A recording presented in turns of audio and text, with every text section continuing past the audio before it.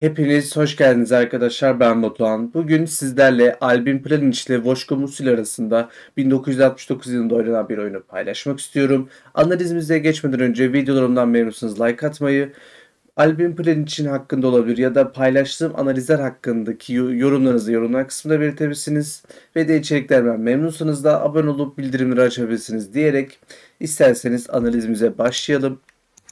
Albin Planic beyazlarda, Voşko Musil de siyahlarda. Planic E4'te başladı. C5, at F3, at C6, D4, CD4, at D4'ten sonra E6 oynandı. Burada normalde oynamamız gereken hamle zaten at C3 hamlesidir. Ki Planic de at C3 oynuyor. D6'dan sonra fil E3, at F6, fil C4'ten sonra fil E7 ve vezir E2 hamlesinden sonra kısa rok, uzun rok, A6 ve fil B3 hamlesinden sonra fil D7 hamlesi geldi. Şimdi burada Voşko Musil biraz açılıştan farklı bir hamle yapmayı tercih ediyor. Aslında burada at D4 hamlesi de yapılabilirdi. Fil D7 hamlesinde aslında bir sakıncası yok. Plan için buna nasıl yanıt vereceği önemli. Ki verdiği yanıt da aslında bizler için çok kıymetli ve beyazlar için de en iyi hamle olarak nitelendiriliyor. Bu hamle F4 hamlesi. F4 hamlesinden sonra rakibinizin vereceği yanıt da çok önemli. Burada verebileceğiniz yanıtlar at A5 gibi bir hamle olabilir ya da vezir C8 gibi bir hamle olabilir. Ama burada tabii ki beyazlar yine konumsal olarak yani üstünlüğünü devam ettiriyorlar. Peki şimdi burada Voşko Musil ne oynamayı tercih etti? Vezir C7 oynamayı tercih etti. Biraz bir yanlış bir hamle olduğunu düşünsek de konum olarak burada ne oynayabileceğiniz aslında biraz zor diyebiliriz. Düşünmeniz aslında nasıl diyelim hata yapmanız biraz olası bu konuda diyebiliriz. Çünkü Vezir C8 ile Vezir C7 arasında oyun bazında düşününce çok bir yanlışlık gözükmeyebilir. İnsan gözünde gözükmeyebilir. Peki burada şimdi plan ne yapmayı tercih ediyor? Yine en iyi hamleyi yapmayı ve tabii ki bulmuş, düşünerek bulmuş Planic G4 hamlesini oynuyor. G4 hamlesi benim çok hoşuma giden bir hamle oldu. Burada şimdi at D4 oynandı. Kale D4'ten sonra E5 hamlesi geldi. Rakibimizin yaptığı yanlışlıklardan bir şekilde yani yararlanmaya çalışıyorsak konumu en iyi şekilde değerlendirmeliyiz. Şimdi plan için burada yaptığı hamleyi eleştirmek istiyorum. Burada yaptığı hamle kale C4 hamlesi ve bilgisayar hiç beğenmiyor. Şimdi şahsen ben burada vezire direkt bir tehdit yöneltmek yerine kalemi önce bir safe yani güvenli bir yere almaya çalışırım. Bilgisayar da böyle düşünüyor zannediyorum. Şimdi ben kale D2 oynamayı düşündüm ama burada pasif olabilir mi acaba diye düşündüm. Aslında baktığınızda biraz pasif de kalıyor gözüküyor. Peki bilgisayarın önerdiği hamle ne burada? Kale D3 hamlesini bilgisayar kuvvetli bir şekilde öneriyor. Peki burada fil G4 hamlesi yok mu diye düşünebilirsiniz. Var. Fil G4'ten sonra burada vezir G2 hamlesini oynarsanız E F4 ve fil F4'ten sonra burada beyazların bir sorunu kalmıyor aslında. Ve de bahsettiğiniz şurada kalenin pasif kalma durumu hatta D2'de demiştik. D3'te de pasif kaldığını düşünürseniz aslında yanılmış olursunuz. Çünkü 2-3 hamle sonra burada artık kale G3'te büyük tehditlerde bulunabiliyorsunuz rakibiniz için. Ve böyle de bir durum aslında varyant daha doğrusu yaşanacak. Ama burada kale C4 oynamayı tercih etmiş Planic. Tabii ki insanlık hali gözden kaçabilir bu tür durumlar. Burada şimdi Voşko Musil vezir D8 oynamayı tercih etti. G5 hamlesinden sonra at G4, at D5 ve burada at E3 hamlesi fili almamız bakımından ve çift fili almamız bakımından bence önemli bir hamle. At E7'den sonra ki biz de aldık. Yine çift fili biz de alıyoruz. Çok güzel. Vezir E7'den sonra vezir E3 ve fil E6 hamlesinden sonra burada plan için en çok beğendiğim ve maçın bence gidişatını değiştiren en önemli taktiksel ve ya da konumsal anlamda diyoruz. Konumsal anlamda üstünlüğünü perçinleyen bir hamle olduğunu düşündüğüm hamleye geldik. Bu hamle sizce nedir? Yorumlar kısmında belirtebilirsiniz.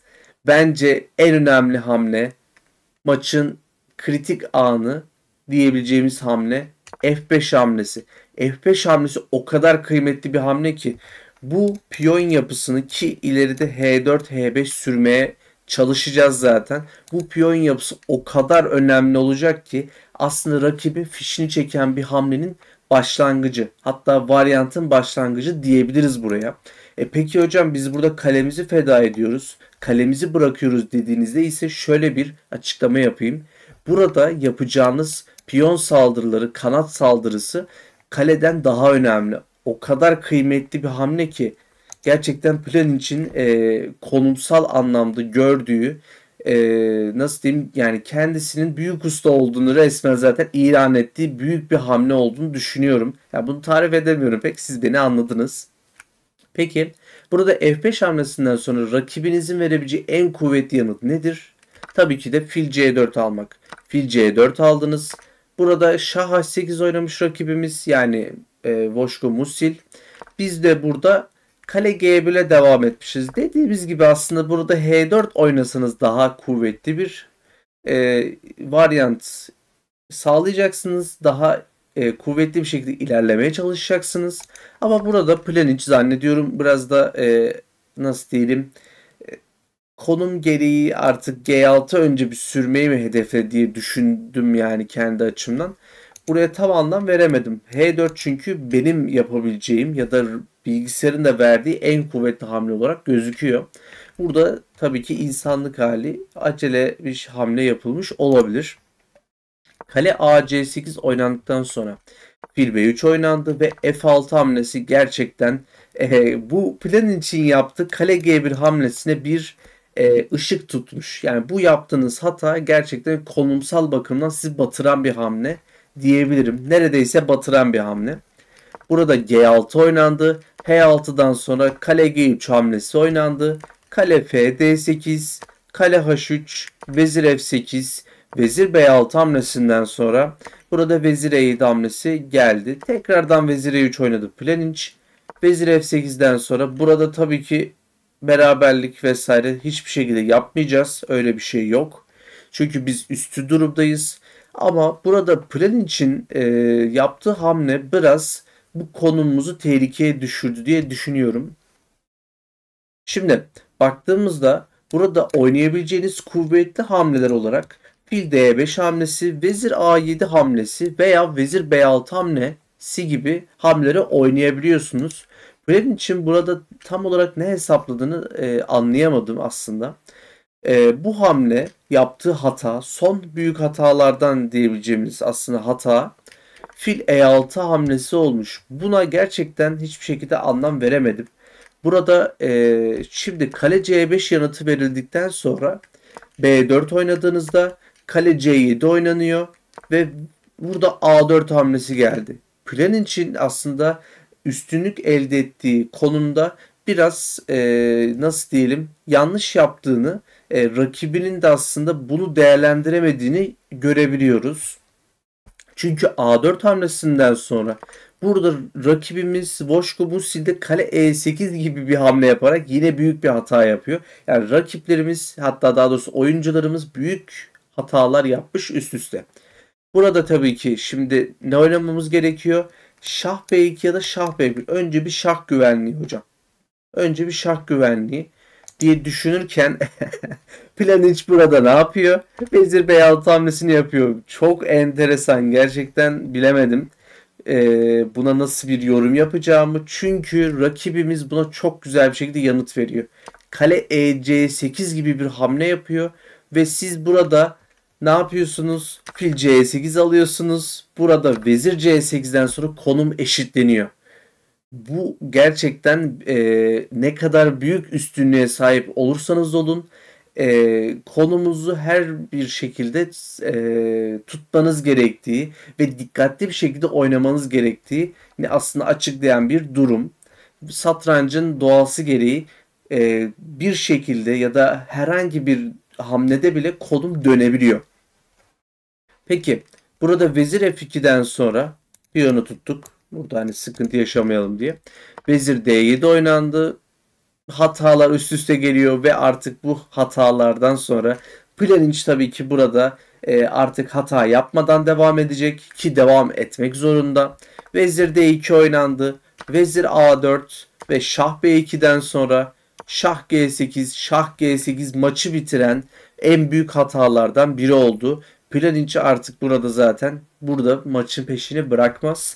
Kale D3 oynandı. Şah F8'den sonra kale D6, kale C2 ve vezir C2'den sonra vezir B4 oynandı ve burada bitiren hamle sizce nedir? Tabii ki yine yorumlar kısmında bekliyorum. Burada bitirici hamle vezir B3 hamlesi. Vezir B3'ten sonra rakibimiz Voshko Musil burada terk etmiş. Peki neden terk ediyor? Kale boşta değil mi? Kale boşta. Niye almıyor? Diye düşündüğünüzde kaleyi alırsanız burada vezir F7'den mat oluyorsunuz arkadaşlar. Peki vezir alsın hocam diye düşündüğünüzde şah B3 ile alıyorum. Kale kaldı. Ne yapacağız? Yani artık burada yapabileceğiniz hiçbir şey yok. Şah E7 oynandığında kale B6 oynuyorum. Bu piyon düştü. Bu piyon da düştü. Artık burada zaten direnmeniz, dayanmanız çok da mümkün değil. Peki oraları da gösterebiliriz. Mesela bunu oynadık. Ne oynanabilir burada? En mantıklı hamle düşünmeye çalışıyorum. Artık burada mantıklı hamle de kalmadı. Şah D7 oynasak kale B7. Şah C6 oynadığımızda kale G7 oynasak bile bu piyonla buralara gelmeniz zaten çok mümkün olmuyor. Buraları artık zaten oynatmaya, büyük ustalar zaten buraları artık oynamaz diye düşünüyorum. O yüzden çok güzel bir maç olmuş diyerek burada analizimizi sonlandıralım. Gerçekten bu oyun hoşuma gitti. Hele şu F5 hamlesine bayıldım zaten. Ben bu tür hamleleri yapmayı çok seviyorum. Yani yapabilmeyi tabii ki çok seviyorum. Umarım sizler için de öğretici bir analiz yapabilmişimdir. Diyeyim sevgili arkadaşlar. Ve analizimizi burada tamamlayalım. Umarım analizden keyif almışsınız ve umarım öğretici bir analiz yapabilmişimdir. Videoyu beğenseniz like tuşuna basabilirsiniz. Plan için bu maçı hakkındaki düşüncelerinizi yorumlar kısmında belirtebilirsiniz. Ve tabii ki bu F5 hamlesi hakkındaki düşüncenizi merakla bekliyorum. Bu hamle gerçekten çok hoşuma gitti. Bilmiyorum bana mı çekici geldi ama bu hamle hakkındaki düşüncelerinizi yorumlar kısmında bekliyorum. Ve de içeriklerinden memnunsanız da abone olup bildirimleri açabilirsiniz diyerek videoyu kapatmak istiyorum. Kendinize iyi bakın. Satrançla kalın.